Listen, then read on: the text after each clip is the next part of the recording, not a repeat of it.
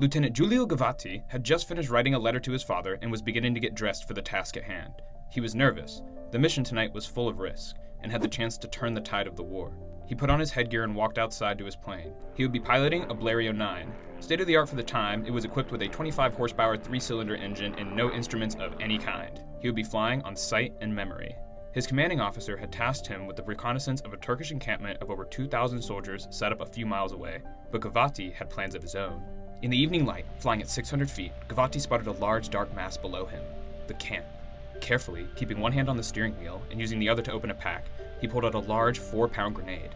Once the plane was over the camp, Gavati dropped the first grenade. He was careful to avoid the wing and watched the explosive disappear into the sky. A few moments later, smoke began to rise up past his plane. He knew he had hit his target. Quickly and gently, he dropped his other 2 grenades and waited for the smoke to rise. While no casualties were confirmed, this single action fundamentally changed warfare. Gavati returned home to praise and was given the nickname the Flying Artilleryman, who invented the art of winged death. In a letter to his father, he wrote, "Today I have decided to throw bombs from the airplane. It is the first time that we will try this, and if I succeed, I will be really pleased to be the first person to do it." But the Turks didn't realize what had happened until later. Aerial bombing by balloon had occurred before, but was outlawed by the Hague Convention of 1899. It wasn't until a month later, on Christmas Day, 1911, that the Ottoman Empire truly knew what had bombed them. A squadron of Blériot 9s, led by Captain Giuseppe Rossi, descended on the enemy camp for a bombing run. Suddenly, a volley of bullets began whizzing past the aircraft.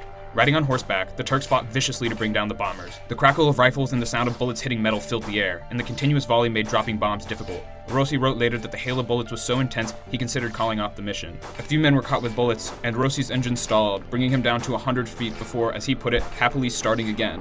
The planes were able to get directly over the camp where they could quickly deploy their bombs. The mission had been a success, but it had exposed the fragility of current planes. The Turks noticed this, and in a battle the following year, Captain Mozio's plane was shot down using only rifle fire, marking the first time any aircraft had been shot down. Mozio and his plane were captured, and the Turks utilized the technology to improve their aircraft for military use. The Italo-Turkish War marked the first use of airplanes for combat and exposed the power of aerial warcraft. Horses and rifles would not be enough going forward. Anti-aircraft weaponry had to be developed, or they would be unable to compete. Other nations recognized this and began arming their own militaries just in time for the First World War. Thanks for tuning into Weird Universe. If you want to see more videos like this, make sure to like and subscribe.